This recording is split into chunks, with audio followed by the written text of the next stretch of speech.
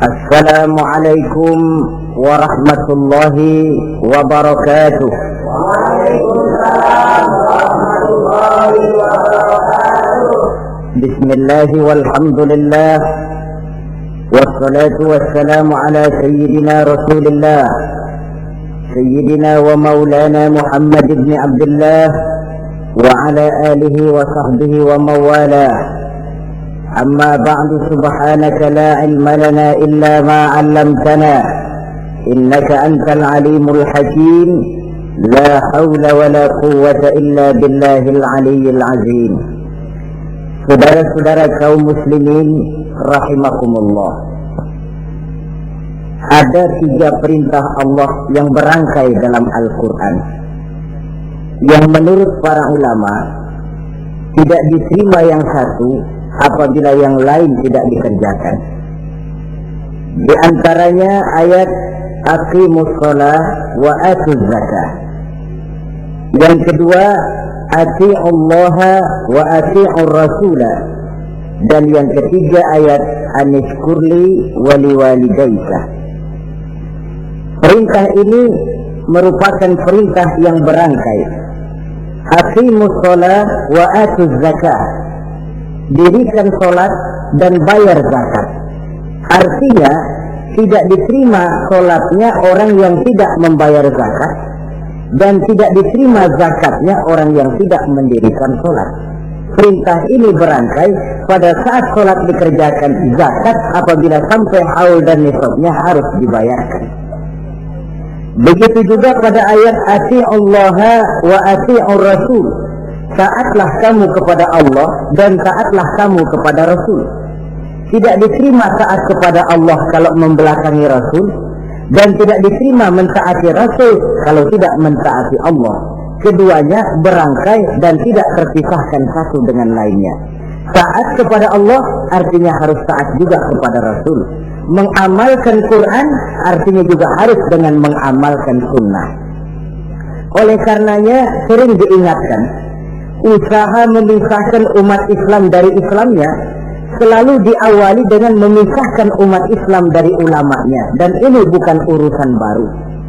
Sejak zaman dahulu orang-orang yang anti kepada Islam selalu berusaha memisahkan umat Islam dengan Islamnya. Caranya pertama dipisahkan umat dari ulama. Kalau cara ini berhasil, mereka masuk kepada tingkat yang kedua, ditanamkan keraguan kepada sunnah. Kalau cara ini pun juga mereka berhasil, masuk kepada bagian ketiga yang terpenting, menanamkan keraguan kepada Al-Quranul Karim. Kalau umat sudah meragukan Al-Quranul Karim, maka tidak ada lagi yang bisa diharapkan. Oleh karena itu, ati'ullah dan ati'ur rasul tidak bisa dipisahkan satu sama lain. Apabila kita mengamalkan ajaran Quran, seiring dengan itu kita juga harus menegakkan sunnahnya. Adapun ayat yang ketiga yang merupakan perintah berangkai ini, anishkurli waliwalidayka, kata Allah. Hendaklah engkau bersyukur kepadaku dan bersyukur kepada ibu bapakmu. Bersyukur kepada Allah tapi tidak bersyukur kepada ibu bapak tidak diterima. Bersyukur kepada ibu bapak tapi tidak bersyukur kepada Allah juga ditolak. Oleh karenanya keduanya tidak bisa terpisahkan satu sama lain. Orang yang pandai bersyukur kepada Allah, dia harus pandai juga bersyukur kepada ibu dan bapaknya. Bersyukur kepada ibu bapak artinya berbakti kepada kedua orang tua kita. Kalau kita perhatikan, dan inilah pokok yang akan kita bicarakan pada pertemuan ini, soal berbakti kepada ibu dan bapak. Kalau kita perhatikan, kedudukan kedua orang tua dalam Al-Quran itu tinggi sekali. Kita baca misalnya dalam surah Al-Isra ayat 23. Di sana menjelaskan, wa qada rabbuka alla ta'budu illa iyyahu wa bil walidaini ihsana. Dan Allah Tuhanmu telah memutuskan, telah menetapkan, jangan kamu menyembah selain daripadanya, dan berbaktilah kepada kedua orang tua. Kita perhatikan tertibul kalimat atau tertib urutan kalimat dalam ayat ini. Pertama, jangan menyembah selain kepada Allah. yang kedua berbakti kepada kedua orang tua. Allah, setelah itu kedua orang tua. Begitu tinggi kedudukannya sampai dirangkaikan dengan kewajiban menyembah hanya kepada Allah. Sesudah itu apa? Wabil walidaini ihsana, berbakti, berbuat baik kepada ibu dan bapak. Lalu dalam surah An-Nisa ayat 36 kita temukan wa'budullaha wa la tusyriku bihi syai'a wabil walidaini ihsana. Sembahlah Allah, jangan engkau sekutukan ia dengan sesuatu pun, dan berbuat baiklah kepada kedua orang tuamu. Lagi-lagi di sini perintah bertauhid, perintah menyembah hanya kepada Allah dirangkaikan dengan perintah berbakti kepada kedua orang tua. Dalam kehidupan sehari-hari biasanya perintah penting lahir pertama, perintah penting kedua lahir pada urutan kedua. Dari segi prioritas kita bisa melihat tingginya kedudukan kedua orang tua kita di dalam kehidupan ini. Lalu orang tua adalah bapak dan ibu. Keduanya mempunyai peranan yang sangat besar sejak lahirnya kita ke alam dunia ini sampai kita meningkat menjadi anak-anak, remaja, dewasa. Bapak misalnya kita lihat sibuk mencari nafkah, ia pergi pagi pulang sore peras keringat banting tulang karena cita dan harapan agar anaknya kelak hidup lebih baik dari dia sekarang ini, dan untuk itu dia rela peras keringat banting tulang. Seolah-olah dia berkata, ayahmu biarlah kaki jadi kepala, kepala jadi kaki, asal kau kelak jadi orang. Yang kadang-kadang setelah kita sang anak ini jadi orang, sering lupa kacang akan kulitnya. Sehingga boleh jadi orang lalu berkata, kalau orang tua kaya, anak jadi raja. Kalau orang tua, kalau anak yang kaya, orang tua sering jadi budak. Orang tua kaya, anak jadi raja. Apa yang dia mau menjadi kenyataan. Tapi kalau anak yang kaya, kadang-kadang orang tuanya yang jadi budaknya. Lalu di samping sibuk mencari nafkah, bapak juga memberikan perlindungan dalam kehidupan ini, menjadi simbol wibawa yang pada suatu saat kita akan merasakannya kalau dia sudah tidak ada. Begitu barangkali kecenderungan orang, seperti kata Imam Al-Ghazali, kamu baru merasa pentingnya suatu nikmat kalau dia sudah hilang dari diri kamu. Kita baru terasa pentingnya sehat kalau lagi sakit, baru tahu pentingnya gigi kalau lagi sakit gigi, baru tahu pentingnya telinga kalau lagi budak. Tetapi pada saat normal kita menganggap itu sesuatu yang biasa. Bukankah keberadaan seorang bapak dalam hidup ini, di samping dia pelindung, juga menjadi simbol wibawa dalam kehidupan di masyarakat? Orang sering berkata, gue bukan takut sama lo, gue segan sama orang tua lo. Masih ada yang disegani, masih ada yang dihormati. Pantas saja kalau kita ambil dari sejarah, ketika baginda Rasul ditinggal wafat oleh Khadijah, oleh pamannya Abu Thalib, gangguan kafir Quraisy makin meningkat. Kenapa? Kemarin-marin mereka mau menghadang Nabi, mau menghantam Nabi, masih mandang Khadijah binti Khuwailid, seorang bekas janda bangsawan. Mereka masih memandang Abu Thalib, orang tua yang disegani. Sekarang dua-duanya sudah tidak ada, apalagi yang mau disegani, hantam saja sudah Muhammad. Itu pun dirasakan oleh pribadi Nabi kita. Saudara-saudara kaum muslimin, apalagi yang namanya ibu, dia lebih banyak menangani kita. Pantas kalau Rasul satu saat ditanya orang, ya Rasul, siapa sih yang paling harus saya taati di dunia ini? Ibumu. Lalu siapa lagi ya Rasul? Ibumu. Kemudian setelah itu siapa ya Rasul? Ibumu. Setelah itu siapa ya Rasul? Bapakmu. Ibu, ibu, ibu, baru bapak. 3 berbanding 1. Kenapa harus begitu? Kita lihat. Pertama, yang namanya ibu, sejak proses kehamilannya sudah istilah Quran hamalathu wahnan ala wahnin. Dia mengandung kita dalam keberatan yang bertumpuk di atas keberatan, berat kuadrat. Bahkan sebelum itu, sejak ngidam anaknya, ibu kita itu sudah kita siksa. Yang kepengen dimakan, yang bukan-bukan. muntah nggak karu-karuan, keinginan yang tidak musim, sampai ketika terjadi proses kehamilan. Dari hari ke hari hamilnya makin lama makin berat, makin lama makin besar, kemana-mana dibawa, belum pernah ditaruh. Ini berat mau ke pasar, taruh dulu sebentar. Tidak. Itu ya saudara, orang hamil itu ya, saya sendiri alhamdulillah belum pernah hamil. Tapi kalau kira-kira 2 kilo itu ada itu. Umpama pengen ngerasain, cari kelapa yang beratnya kira-kira 2 kilo, jantung di perut kemana-mana bawa. Apa enak kayak begitu? Kehamilan yang makin lama makin besar, makin lama makin besar. Tidurnya pun sudah serba sulit dan serba salah. Sampai dia kepada saat kelahirannya, saat melahirkannya, berhadapan dengan 2 pilihan. Kalau tidak hidup, mati. Dan seorang suami tidak pernah menghadapi saat-saat kritis macam gitu. Paling-paling waktu istrinya melahirkan, dia cuma nungguin di depan pintu. Bingung, gelisah, tapi masih sempat ngerokok. Si istri sudah pasrah berhadapan dengan kalau tidak hidup, mati. Saudara hadirin yang saya hormati, dalam pilihan itu dia lahirkan anaknya sealam ini. Dan maha adil Allah. Andai kata pun seorang perempuan kalah dalam perjuangan ketika melahirkan anaknya, dia meninggal, dia mendapat pahala seperti orang yang mati syahid. Sebab orang mati syahid itu ada 3 macam. Ada syahid dunia akhirat. Ini orang yang pergi perang membela agama, niatnya karena Allah, dia gugur di medan perang, syahid dunia akhirat. Tidak usah dimandikan, dikafankan, disolatkan, dikubur dengan pakaian yang dia pakai, yang berlumur darah itu.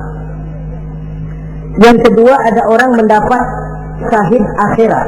Artinya, mendapat pahala seperti pahalanya orang yang mati syahid. Tetapi jenazahnya tetap wajib diurus seperti biasa, dimandikan, dikafankan, disolatkan. Hanya pahalanya seperti pahala orang mati syahid. Siapa mereka? Al-Gharib, orang yang mati tenggelam, kelelap di kali, itu mati syahid, syahid akhirat. Apalagi sahibul hadmi, orang yang tertimpa benda keras secara mendadak, mati syahid, syahid akhirat. Di dunianya tetap wajib diurus seperti biasa. Saudara lagi jalan enak-enak ketiban batu 2 ton, mati, mendapat pahala syahid, syahid akhirat. Tapi jangan diniatin. Kalau diniatin, saya mah pilih kelelap aja dah, lu nyebur ke kali, mati syahid. Tidak, konyol malah itu, bunuh diri namanya. Nah, di antaranya yang mati syahid itu perempuan yang meninggal pada saat melahirkan anaknya. Tapi masalah kita dalam pilihan antara hidup dan mati, dia lahirkan anaknya sealam ini. Lalu proses mengasuh dan membesarkan lebih banyak sang ibu ketimbang sang bapak. Tengah malam, bapaknya sudah asik tidur lelap, si ibu masih saja berkutat dengan anak bayinya, dibungkusnya pakaian, si anak pun pipis digantinya itu, setelah itu dijaganya juga dari gigitan nyamuk. Sehingga pepatah bilang kasih ibu sepanjang jalan, kasih anak sepanjang galah. Ini berarti bahwa bagaimanapun upaya hendak menebus jasa daripada ibu, memang sulit untuk tersebut. Oleh karenanya saudara-saudara, pantas saja kalau Nabi sampai 3 kali ibumu, ibumu, ibumu, setelah itu bapakmu. Nah, oleh karenanya apa sebenarnya kewajiban seorang anak kepada kedua orang tuanya? Dengan kata lain, bagaimana kita berusaha untuk berbakti kepada ibu bapak ini? Di dalam kitab Tanbihul Ghafilin ada dijelaskan, lil walidi 'alal waladi asharatu huquqin. Orang tua mempunyai 10 hak terhadap anaknya. Dengan kata lain, kewajiban anak kepada orang tuanya ada 10. Pertama, at-ta'am in ihtaja, memberikan kedua orang tua makan kalau dia keduanya memerlukan makanan. Malah yang lebih ideal dia usahakan agar makanan yang diberikan kepada kedua orang tuanya lebih baik dari yang dia makan sendiri. Kita kadang-kadang beli juga kue, buahan, tapi kita sortir dulu. Rambutan yang konset-konset kasih babak sono. Saudara hadirin yang saya hormati, suatu saat Nabi Musa pernah memohon kepada malaikat Jibril, "Dia Jibril, tolong tunjuki siapa kira-kira teman saya di surga nanti." Lalu Jibril mohon kepada Allah, Allah memberitahu Jibril kasih tahu Musa, temannya di surga nanti tukang daging di pasar, jualannya di pojok parasnya begini-begini, semin. Nabi Musa ingin tahu apa keistimewaan tukang daging ini, kok akan jadi teman saya di surga nanti. Dia samperin, "Assalamualaikum." "Waalaikumsalam." Lalu kenalan. Setelah datang waktu pulang, Nabi Musa ikut ke rumah tukang daging ini. Dia ambil daging, sampai di rumahnya itu daging dia rebus, matang, dia hidangkan kepada ibunya yang sudah tua renta, disuapinya ibunya. "Tiap hari kamu kerjakan ini?" "Tiap hari," kata si anak tadi. "Saya beri makan kedua orang tua ibu saya yang sudah tua renta itu." Si ibu setelah disuapin oleh anaknya berdoa, "Allahumma ja'al ibni jalisa Musa fil jannah." Ya Allah, jadikanlah anak saya ini teman Nabi Musa di surga nanti. Amalan si anak cuma nyuapi ibunya, tapi doa ibunya itu yang dijawab dan diterima oleh Allah. Si ibu berdoa, "Ya Allah, anak saya ini jadikan teman Nabi Musa di surga nanti." Allah kabulkan doa ibu yang tiap hari disuapi diberikan makan oleh anaknya. Jadi tahulah kita sebagai anak ini, ibadah kita barangkali menyebabkan doa kita belum begitu diterima oleh Allah. Permohonan kita barangkali masih nyangkut di langit. Tapi jika kita bisa menyenangkan hati ibu bapak kita yang mendoakan kita, insya Allah makbul. Sebab orang tua itu doanya makbul, sumpahnya juga manjur. Kalau ibu sudah berkata, "Nak, air mata yang tertumpah terurai untuk mengasuh dan membesarkanmu, nak. Air susu ibu yang kau minum sampai kau tumbuh menjadi dewasa semacam ini, seluruh cucuran keringat dan jerih payah ibu rela, nak. Mudah-mudahan kau jadi orang berguna. Insya Allah hidup ada berkahnya." Tapi kalau hati orang tua sudah masgul, apalagi sampai keluar sumpahnya, banyak legenda-legenda, entah itu yang namanya si maling kundang, anak durhaka, entah itu riwayat-riwayat lain yang menjelaskan bahwa tidak ada keberkahan yang bisa tegak tanpa doa dari ibu dan bapak. Saudara-saudara kaum muslimin yang saya hormati, memberikan makan kepada kedua orang tua. Sekarang kalau kedua orang tua mampu bagaimana? Tidak jadi soal. Tidak jadi soal orang tua mampu atau tidak kita mengirimkan makanan. Apalagi kalau orang tua kita sudah lanjut usianya, ialah kalau umur 40-50 tahun masih bisa makan sendiri. Tapi pada saat saudara yang berbahagia dikaruniai orang tua berumur panjang, 70, 80, 90 tahun, sesuai dengan janji Allah, "Wa man nu'ammirhu nunakkishu fil khalqi." Siapa yang kami panjangkan umurnya, kami kurangi bentuk kejadiannya. Artinya berkurang nikmat Allah itu. Panjang umur, nikmat berkurang. Artinya mata sudah lamur, pikiran sudah rada pikun. Nunakkishu fil khalqi, berkurang kejadian asalnya itu. Kesempurnaannya sudah tidak ada lagi.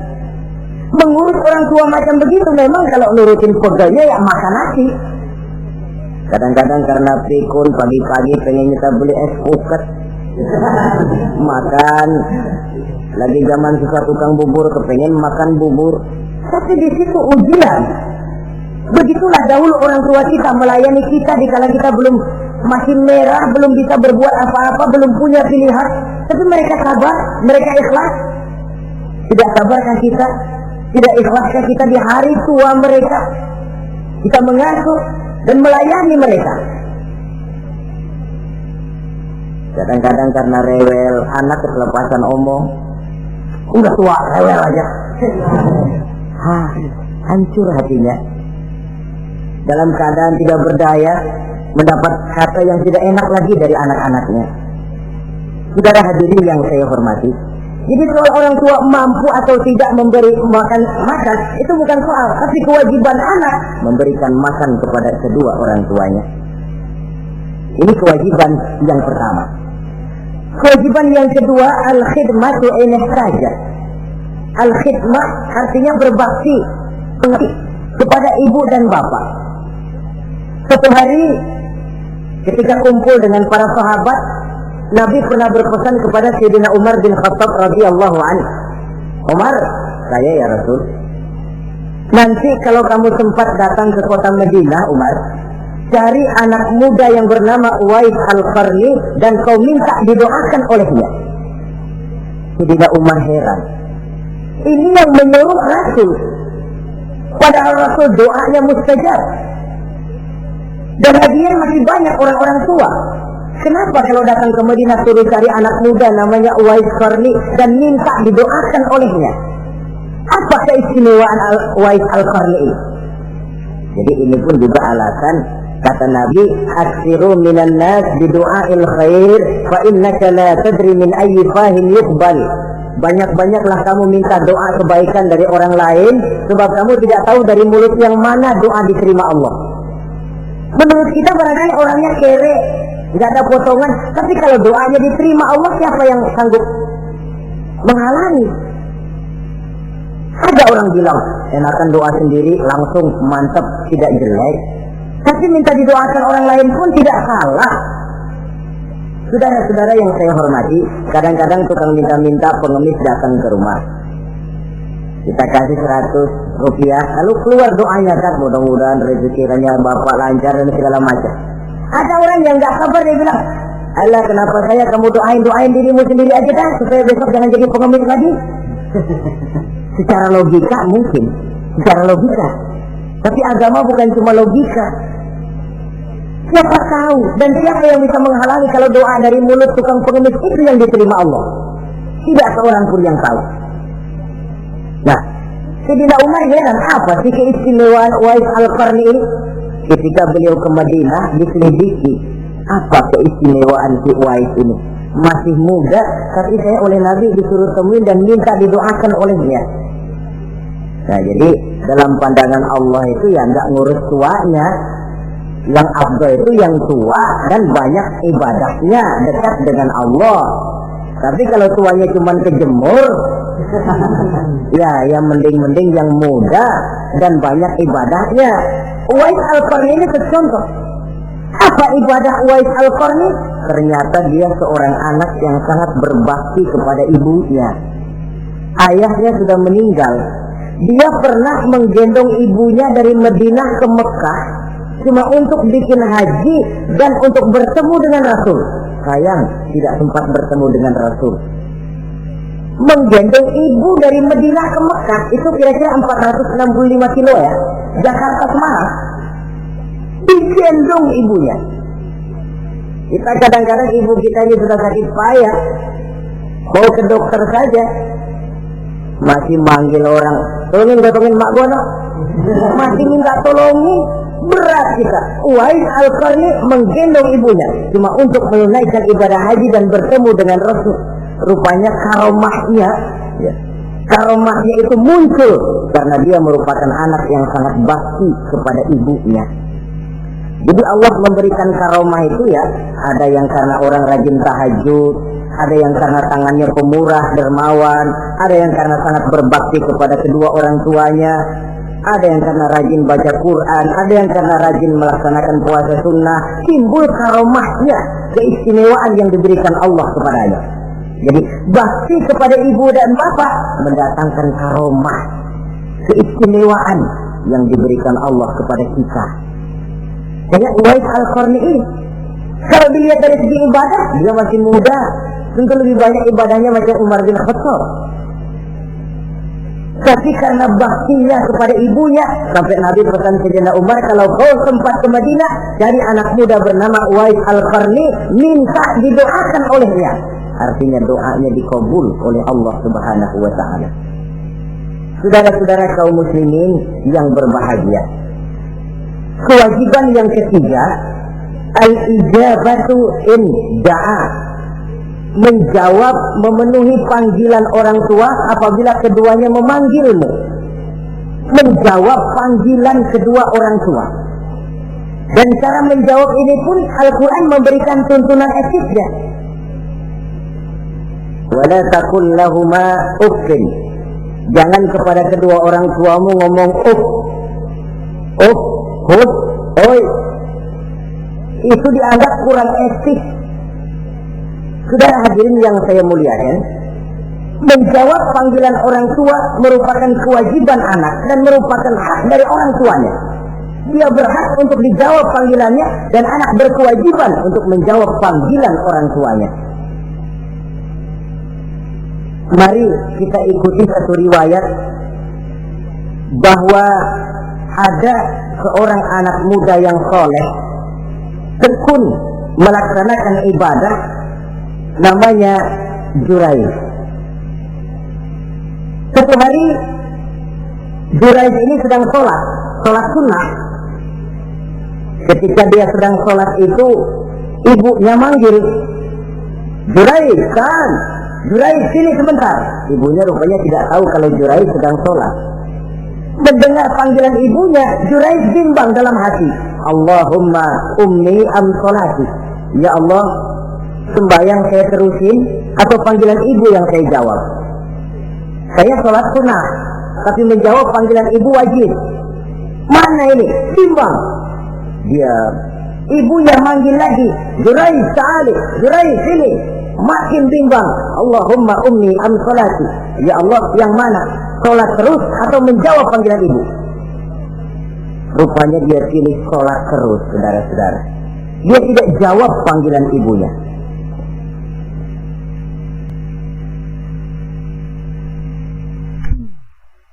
Karena panggilannya tidak dijawab ini, mangkel rupanya hati sang ibu. Ya Allah, Jurayj ini saya lahirkan dia antara pilihan hidup dan mati. Saya asuh dan saya besarkan dia. Cuma saya panggil tidak mau menjawab, sakit hati saya. Keluar katanya, ya Allah, jangan mati Jurayj sebelum dia bertemu orang jahat. Nah, berlalulah riwayat ini. Hari berganti hari, bertukar minggu pergi datanglah bulan. Kesolehan anak muda yang bernama Jurayj ini terkenal ke seluruh kampung. Dan biasa, kalau ada orang yang soleh, apalagi dia masih muda, yang usil banyak. Dan yang usil ini selalu berusaha mencari jalan bagaimana menghancurkan Jurayj ini. Saudara hadirin yang saya hormati, akhirnya mereka begini aja. Jurayj kan masih muda, kita goda pakai harta. Tidak mungkin. Jurayj itu bukan orang yang mata duitan, dia tidak akan luluh oleh harta.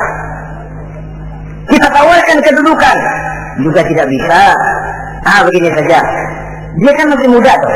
Iya, umpanin perempuan aja dah. Kirim cewek yang rada kece.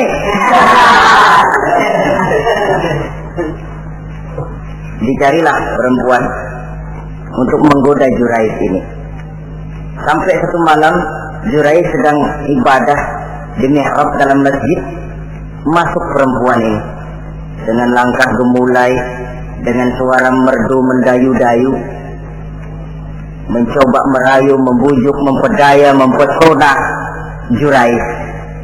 Tapi nggak kena.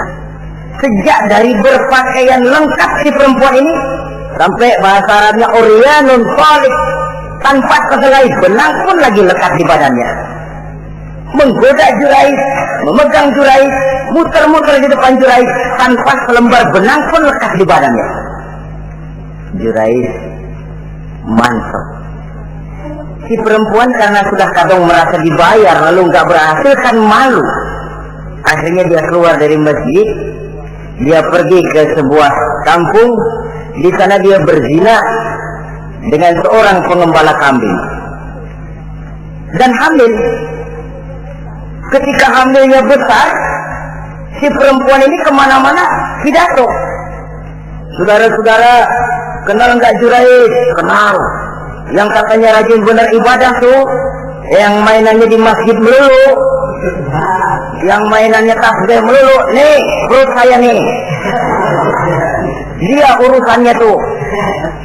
Jurais, apa betul? Oh. Akhirnya Jurais dicari orang macam-macam, yang caci maki, bahkan ada yang bikin pakai batu sampai berdarah kakinya, berdarah tangannya. Caci maki orang sudah nggak karu-karuan. Masjid lo ya, topeng doang lo. Saudara hadirin yang saya hormati, kita lihat di sini, Jurais sedang sholat sunnah, dipanggil oleh ibunya, tidak menjawab. Cuma itu ilasnya, dan ibunya pun tidak tahu kalau Jurais sedang sholat. Keluar omongan yang tidak enak, dan omongan itu manjur. Kata Jurais, saudara-saudara begini, apakah di antara saudara-saudara ada yang lihat saya melakukan zina dengan perempuan ini? Tidak ada. Lalu atas dasar apa saudara menuduh saya? Ya pengakuan si perempuan tadi. Nggak bisa dong kalau nggak ada saksi. Sekarang begini saja, bagaimanapun saya ngotot, saudara nggak percaya, kita tunggu saja sampai si bayi ini lahir. Kita tanya dia nanti siapa bapaknya. Baiklah kalau begitu. Ditunggulah saat kelahiran sang bayi. Begitu bayi itu lahir ke alam ini, bron merah, masih orok. Setelah dibersihkan, ditekan perutnya oleh Jurais, ya gulam, kul man abuk. Bayi, tolong kasih tahu siapa bapakmu. Dengan izin Allah itu orok, bayi yang masih merah ngomong, bapak saya tukang ngangon kambing di kampung Ano. Kata Jurais tuh kan, gua tuh juga bukan gua ya. Gak percaya sih ente, main sabot aja. Begini akhirnya nih, ternyata sedang sholat sunnah dipanggil, tidak menjawab, ibunya mangkel, keluar omongan tidak enak, itu masih manjur. Apalagi kalau nggak lagi ngapa-ngapain, dipanggil nggak jawab, atau menjawab dengan panggilan yang nyakitin hati, tentu saja lebih manjur lagi ucapan orang tua kita ya.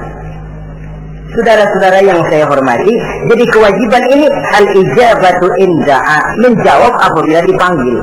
Teorinya mudah ini, praktiknya yang sulit. Pada suatu saat kita sedang menghadapi urusan yang sangat penting, orang tua manggil. Pada suatu saat kita sedang menghadapi tamu untuk sesuatu yang vital, orang tua manggil.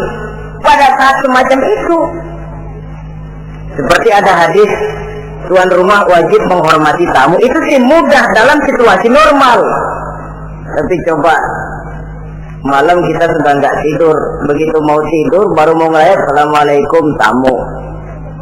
Kondisi begini untuk mengamalkan hadis tadi bisa apa tidak menghormati tamu dalam kondisi yang memang kita ini sudah mestinya istirahat, mestinya kan hati kita, kamu nggak tahu diri banget, gue mau tidur. Dasar. Kalau kondisinya normal, menghormati tamu bukan sesuatu yang sulit. Begitu juga menjawab panggilan orang tua ini. Kalau kondisinya normal, mudah. Tapi dalam kondisi di mana kita berhadapan dengan pilihan ini atau ini, di situ akan kelihatan bakti anak kepada kedua orang tuanya. Yang keempat, kewajiban anak al-ita'atu in amara ghairi maksiyatin. Taat kepada ibu bapak sepanjang perintahnya tidak untuk maksiat kepada Allah. Kalau sudah perintahnya untuk maksiat, gugur kewajiban untuk taat. Umpamanya ada orang tua ngajak anaknya, nah, Om, warung pojok yuk, ngapain Pak? Kita teler. Umpama anak tidak wajib taat. Atau ada orang tua musyawarah sama anaknya, nah, gimana kalau kita pindah agama saja? Tidak wajib taat. Sepanjang perintah itu tidak untuk melakukan maksiat kepada Allah, anak wajib taat. Dan jangan lupa, kewajiban taat kepada kedua orang tua di bawah kewajiban taat kepada Allah dan Rasulnya. Allah dan Rasulnya, setelah itu ibu bapak. Apabila perintah tidak untuk melakukan maksiat, maka anak wajib untuk melakukan taat kepada kedua orang tuanya. Ini kewajiban yang keempat. Apatah lagi kalau cuma sekedar diperintah ngaji, diperintah sekolah, diperintah melakukan membantu pekerjaan yang ada di rumah, Itu sudah perintah yang di samping bermanfaat buat keluarga, juga menyangkut hari depan kita sendiri sebagai anak. Kadang-kadang memang kita mengukur dari sudut kepentingan kita tanpa melihat jauh ke depan. Misalnya, ada anak pulang sekolah langsung ambil layangan sama benang berangkat ke lapangan. Orang tua karena melihat jauh ke depan, anak ini lelahnya belum hilang. Dipanggil, nak, pulang nak, jangan main layangan, sini dulu kau istirahat, makan, sholat, tidur siang nak, nanti bangun tidur barulah main. Si anak mungkin hatinya ngedumel, bapak orang main layangan aja dilarang, ini kesan yang timbul. Orang main layangan saja kok dilarang. Padahal larangan ini adalah untuk kemanfaatan dan kemaslahatan si anak itu sendiri. Tapi anak tidak mau mengerti, yang dia tahu dia dilarang main layangan. Itu cuma karena pandangannya yang tidak jauh menerawang ke depan. Pepatah bilang sekejam-kejamnya macan tidak ada yang makan anaknya sendiri. Artinya bagaimanapun kondisinya, orang tua itu tidak ada yang akan sampai untuk menyengsarakan anaknya. Saudara-saudara kaum muslimin rahimakumullah. Jadi yang keempat, kewajiban untuk taat sepanjang tidak melakukan maksiat kepada Allah Subhanahu wa taala. Yang kelima, at-takallum ma'ahu bil-lail. Apabila bercakap-cakap dengan kedua orang tua, hendaklah dengan tutur kata yang lemah lembut. Wala tanharhuma wala taqul lahuma uffin wa qul lahuma qawlan karima. Jangan membentak, jangan uff saja, hus saja, itu sudah tercela dan tidak boleh menurut ajaran agama. Apalagi sampai membentak, maaf, apalagi sampai melakukan tindakan kekerasan, menendang orang tua, na'udzubillah, summa na'udzubillah, memukul orang tua sendiri, Allah karim. Orang tua yang menyebabkan secara zahir keberadaan dia ke alam ini, sampai hati ditendang, dipukul, dibangkat-bangkati. Tidak ada kedurhakaan yang lebih berat selain daripada kedurhakaan kepada kedua orang tua sesudah orang menyekutukan Allah. Sehingga pantas kalau Nabi memberikan vonis, ridullah fi ridul walidain wa suhtullah fi suhtul walidain. Keridhaan Allah di dalam keridhaan ibu bapak, dan murka Allah pun berada dalam kemurkaan ibu bapak. Ibu bapak ridho, Allah insya Allah ridho. Ibu bapak murka, Allah murka. Jadi kebahagiaan apa yang bisa kita tegakkan dalam hidup tanpa restu dan doa kedua orang tua kita? Si anak mungkin karena pendidikannya lebih tinggi, pengalamannya lebih luas, pergi ke mancanegara, bisa segala macam bahasa, dididik secara canggih. Tapi apakah itu lalu berarti dia harus memalingkan diri dari kedua orang tuanya? Sama sekali tidak. Disinilah unsur yang namanya keberkahan. Maka sering dijelaskan orang tua adalah keramat hidup. Kita sering ziarah. Ya kadang-kadang kalau yang diziarahi kiai ya lumayan. Kadang-kadang yang diziarahi dukun yang sembahyang aja enggak. Cari mbah ano, cari ambah ano, cari keramat ini, cari keramat itu.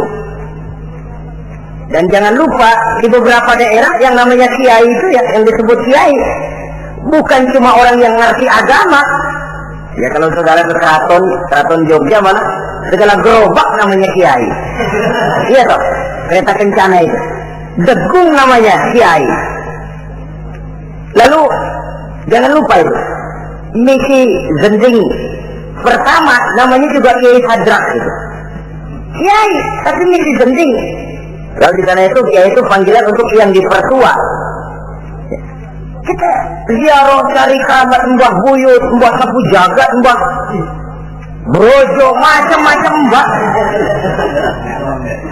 Tapi kita lupa di rumah kita ada keramat hidup. Siapa itu? Ibu bapak kita. Sebelum jauh-jauhlah berziarah ke tempat-tempat yang lain, di rumahku ada keramat yang hidup. Ibu dan bapak kita sendiri, keramat hidup. Dengan doanya, hidup jadi berkah. Tapi kalau kita sakiti hatinya, hidup ini lalu jadi sempit, jalan bagai tertutup. Maka berbahagialah seorang anak apabila dia sudah sanggup melakukan satu bakti yang bisa menyenangkan hati kedua orang tuanya. bercakap-cakap, berbicara dengan lemah lembut. Kadang-kadang di sebagian daerah ya sudah jadi kebiasaan manggil orang tuanya pakai elu aja. Bapaknya dianggap CS. Salaman juga main kedet aja. Halo be. Di santu bapaknya nggak boleh meleng, main buat aja. Dari panggilan saja, saudara hadirin yang saya muliakan, sudah memberikan cermin. Sebab bahasa adalah cermin dari pribadi orang. Kalau kepada orang tua kita sendiri kita memakai bahasa yang kasar, cermin bahwa pribadi kita memang pribadi yang kasar. Jadi pantas kalau agama mengatakan, apabila kedua orang tuamu sudah mencapai usia lanjut, wala tanharhuma, jangan membentak, wala taqul lahuma uffin, jangan berbicara uff, wa qul lahuma qaulan karima, sampaikan berbicara kepadanya dengan qaulan karima, kata-kata yang mulia, bukan kata-kata yang bagus dan indah diminta, qaulan karima, kata-kata yang mulia. Ya Allah, luhur indah betul bahasa Quran ini. Berbicara kepada kedua orang tua dengan kata-kata yang mulia. Jadi sekedar itu saja tidak boleh, konon lagi sampai membentak. Termasuk orang tua ini yang mertua. Kalau orang tua kan tiga loh. Orang tua yang menyebabkan kita lahir ke dunia, ibu bapak kita. Orang tua yang mempercayakan anaknya kepada kita, mertua kita. Dan orang tua yang mendidik kita, guru kita. Ketiganya berfungsi orang tua. Kewajiban ini juga berlaku. So, mertua kan cuma sekedar istilah. Pada hakikatnya dia adalah orang tua kita juga. Jangan lalu berbeda karena cuma dia bapaknya istri kita. Sama saja. Kalau kepada orang tua sendiri menghormati, lalu kepada mertua kita kurang begitu perlu, itu sudah satu sikap yang tidak adil. Tentu itu akan menyakiti hati istri. Atau kalau dia istri, akan menyakiti hati suami. Berkata dengan kata-kata yang mulia. Saudara-saudara, yang keenam, in ihtaja ilal kiswah kasahu in qadar 'alaiha. Kalau dia perlu pakaian, berikan pakaian walaupun dia sendiri mampu membeli. Nah, antarin bapak beli kacamata yuk. Ayo pak. Sudah sampai di toko kacamata, bayar oleh anaknya. Walaupun si bapak punya duit dan si bapak yang ngajak beli, kewajiban anak bayarin. Jangan mentang-mentang bapaknya cuma minta dianterin, benar-benar nganterin. Bapaknya ngeluarin dompet cuek aja. Mana ada kembalinya pak? Wah, kembalinya ditarik. Ya kalau anak belum punya penghasilan ya wajar. Yang kita maksud di sini, anak sudah mandiri dan punya penghasilan yang memadai, bahkan mencukupi untuk membantu orang tuanya. Saudara hadirin yang saya muliakan, dan ini juga kalau memang bisa, seharusnya orang tua kita pakaikan yang lebih baik dari yang kita pakai sendiri. Kalau bisa. Sebab nantinya sikap kita kepada orang tua kita itu akan jadi bahan bibir di masyarakat. Jangan ya, dia enak-enakan orang tuanya begitu aja ya. Mungkin di depan kita orang tidak bicara, tapi di belakang kita. Kok tegel ya? Kok sampai hati ya? Dia enak-enakan berdiri di Menara Gading, tapi orang tuanya tiap hari kerja begitu berat. Saudara hadirin yang saya hormati, sekali lagi, di depan kita orang mungkin tidak berani bicara, tapi di belakang itu akan jadi buah bibir. Ini dari segi kita memelihara muru'ah. Yang ketujuh, al-masyu khalfuhu. Kalau jalan, mengiring. Artinya di belakang orang tuanya. Ini adabnya. Adab berjalan. Saudara yang saya hormati, ini yang dicontohkan oleh baginda Rasul.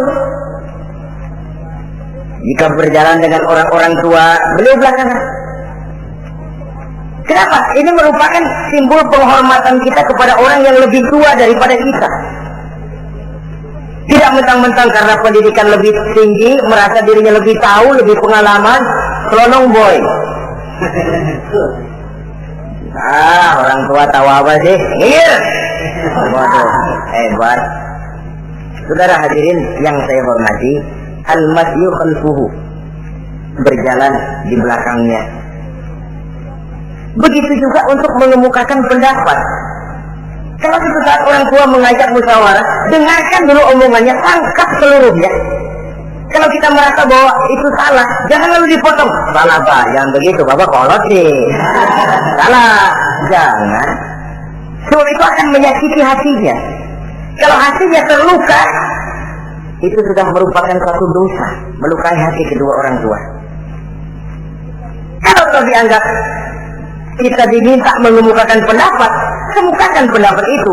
Kalau menurut saya sih begini. Dan itu memang orang tua yang bijaksana. Dia juga tidak cuma memaksakan pendapatnya, tapi juga minta pendapat dari si anak. Ada timbal balik, sistemnya komunikasi keseimbangan. Inilah makna ucapan Nabi, bukan termasuk golonganku, kata Nabi. Orang tua yang tidak sayang kepada anak muda dan orang muda yang tidak menghormati orang tua, bukan golonganku. Jadi seimbang. Yang tua sayang yang muda hormat yang tua. Tapi yang tua jangan minta dihormati. Ini kewajiban orang muda, hormati. Kewajiban yang tua apa? Sayangi yang muda. Jangan mentang-mentang yang muda harus menghormati yang tua. Lalu yang tua minta dihormati, gila hormat. Doakan tuaan lo, kalau salaman sama gue cium tangan ya. Pokoknya kalau lo nggak nanya, gue nggak nanya. Mentang-mentang tua lalu pasang tali. Tidak, mana kalau menurut tradisi Islam ya, tradisi Islam saya katakan, Nabi itu siapapun yang beliau temui, beliau yang pertama kali memberi salam. Sebab bila dua orang muslim ketemu, yang terbaik adalah yang pertama ngasih salam. Si A, si B ketemu, siapa yang paling baik di antara keduanya? Yang duluan ngucap salam. Jadi berebut ngucap salam. Kita zaman sekarang kadang-kadang kita sudah assalamualaikum, yang nyautin kayak Firawan. Mukanya pakai ditekuk. Kita sudah yang muda mau menghormati, yang tua malah gila hormat. Yang muda jangan cuma minta disayangi, tapi nggak sanggup menghormati yang tua. Sistem keseimbangan. Yang tua sayang yang muda hormat kepada yang tua. Kalau ini terwujud, nikmat kehidupan bermasyarakat ini. Kadang-kadang kan pincang, yang tua nggak sayang sama yang muda. Ada bakat-bakat terpendam yang mau maju dianggap saingan. Kalau yang begini maju rusak gua nih. Lalu ditekan. Lalu yang muda pun karena merasa pendidikan lebih tinggi, pandangan lebih luas, nongkrong jadinya, kurang ajar sama yang tua. Timbul gap, timbul misunderstanding, salah pengertian. Kalau sudah begitu, kesatuan dan persatuan sulit diwujudkan. Maka usaha pun lalu tidak seperti yang seharusnya. Saudara-saudara yang saya hormati, yang ke-8 sekarang, kewajiban anak itu apa? Al-irqa'u lahu bima radiya li nafsihi. Mencari keredoan dari orang tua tentang sesuatu yang dia ridho.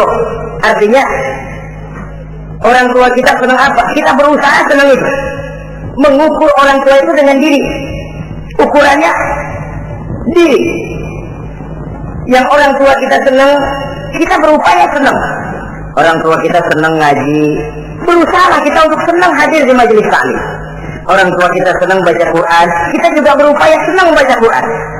Sebab yang paling membesarkan hati orang tua sesungguhnya tidak lain kalau dia melihat anak ini sesuai dengan yang dia harapkan. Oh, kalau sudah begitu orang tua itu cucuran keringatnya, peras keringat banting tulangnya, jibakunya, rasanya hilang capeknya. Kebahagiaan orang tua tidak cuma kalau anaknya jadi kaya lalu mengantarkan makan, minum, buahan, peralatan yang serba lengkap, tidak. Lebih dari sekedar itu, orang tua berharap dia bisa menerima pensiunan pahala dari meninggalkan anak yang soleh. Alangkah indahnya jika orang tuanya nanti wafat meninggalkan alam ini, anak-anaknya mengurungi di sekelilingnya, memimpin orang tuanya membacakan syahadat, anak-anaknya juga yang memandikan, anak-anaknya yang menyolatkan, anak-anaknya yang menurunkan dia ke liang lahat, anaknya yang mendoakan. Alangkah nikmatnya orang tua macam itu. Tapi kan langka. Di samping karena memang orang tua kurang mengarahkan, anak pun kurang perhatian ke arah itu. Begitu bapaknya mati, ambil mana ambil, bermandiin. Akan lebih baik kalau anaknya yang mandi. Tangga panggil nyembayangi, anaknya malah nonton dari jauh, nggak ikut nyembayangin, mau kok tegel. Kenapa nggak ikut nyembayangin? Ya nggak bisa sembayangnya. Ya kalau macam Abu Nuwas dulu nggak bisa, masih ada akal. Ikut sembayang jenazah. Dia nggak tahu kalau sembayang jenazah itu cuma diri, nggak pakai ruku, nggak pakai sujud. Imam takbir dia takbir, begitu takbir kedua dia kira ruku dia. Habis takbir lagi sujud. Orang-orang kata yang sujud bingung. Kalau saya ditanya dia, Abu Nawas kenapa tadi pakai sujud? Dia bilang ini mayit dosanya kebanyakan.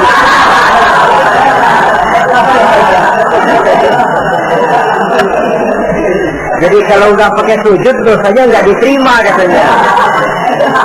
Dosanya nggak dikabul, diampuni kalau nggak pakai sujud. Makanya saya pakai sujud. Itu sih akal-akalan. Jawaban orang kepepet namanya. Saudara hadirin yang saya hormati, baiklah ya. Yang kesembilan, al-ikrahu lahu bima yakrahu li nafsihi. Membenci apa yang dibenci oleh orang tuanya. Orang tua kita enggak senang judi, jangan dekati judi. Orang tua kita enggak suka minuman keras, jangan cekek botol. Orang tua kita enggak senang kalau kita pulang sampai pagi misalnya, jangan pulang pagi. Orang tua kita enggak senang kita hanyut dalam arus pergaulan bebas, batasi pergaulan untuk menjaga hatinya. Tahulah kita senang, tapi di depan orang tua kita harus berusaha menjaga hati kedua orang tua kita. Ini tidak berarti bahwa di depan orang tua baik lalu di belakang orang tua merdeka. Kalau di depan orang tua mah kalem, begitu orang tua hilang merdeka, lalu berbuat semau-maunya, tentu tidak. Lalu yang ke-10, ad-du'a lahu bil maghfirah kullama da'a li nafsihi. Mendoakan kedua orang tuanya tiap kali dia mendoakan dirinya. Ya, kewajiban anak tidak lupa tiap kali berdoa untuk dirinya. Orang tuanya disertakan, Rabbighfirli wa li walidayya, ampuni saya dan ampuni dosa ibu bapak saya. Pak, itu kalau orang tua masih hidup, ya. Sekarang kalau orang tua sudah meninggal, bagaimana berbaktinya? Gampang. Pertama, antasila akrabaihima, bersilaturahmi dengan kerabat yang ditinggalkan oleh orang tuanya. Jadi jangan setelah orang tua mati lalu kehabisan obor. Orang tuanya kita senang, anaknya kita benci, sama aja ngebenciin orang tuanya. Kan sering kejadian begitu. Zaman orang tuanya masih hidup, kawan medok, kawan lengket, orang tuanya udah mati, turunannya malah dimusuhin. Itu juga nyakitin orang yang sudah meninggal. Bersilaturahmi dengan kerabat yang ditinggalkan. Yang kedua, kalau orang tua sudah meninggal, cara berbuat baiknya bagaimana? Antastaghfira lahuma wa tad'u lahuma. Mohon ampun dan mendoakan keduanya. Itulah jadi orang soleh nikmatnya. Sudah mati pun kita masih kebagian doa. Orang soleh kemana-mana didoakan orang. Dia lagi tidur, ada yang sembahyang. Dalam tahiyat dia baca, Assalamu alaina wa ala ibadillahi sholihin. Ya Allah, berikan keselamatan kepada kami dan kepada hamba-hambamu yang soleh. Ini orang yang soleh, semua orang soleh kebagian doa itu. Walaupun dia lagi tidur, tidurnya didoakan orang. Dia sudah mati, kuburnya diziarahi orang, dibacakan doa. Lain kalau bajingan, liwat di kuburannya orang serem. Bajingan kemarin mati dipendam di sana. Lu jangan lewat sana, lu kesurupan. Liwat orang ngeri. Bagaimana lagi mau mendoakan? Yang ketiga, orang tua yang sudah meninggal itu cara berbaktinya wa anta tasaddaqu lahuma. Kalau ada rezeki, bersedekah atas nama keduanya. Pak, 100.000 untuk pembangunan masjid, saya lihat pahalanya untuk almarhum kedua orang tua saya. Insya Allah sampai. Kalau tidak sampai, Rasul tidak akan mengajarkan badal haji. Untuk apa? Diajarkan badal haji artinya amalan orang yang masih hidup ada kaitannya dengan orang yang sudah meninggal. Bersedekah atas nama kedua orang tua. Saudara hadirin yang saya muliakan, mudah-mudahan Allah menjadikan kita anak yang bisa berbakti kepada kedua orang tua kita. Amin. Ini sajalah pertemuan kita yang singkat ini. Terima kasih atas segala perhatian dan mohon maaf atas segala kekurangan. Usikum wa nafsi bi taqwallah. Wassalamualaikum warahmatullahi wabarakatuh.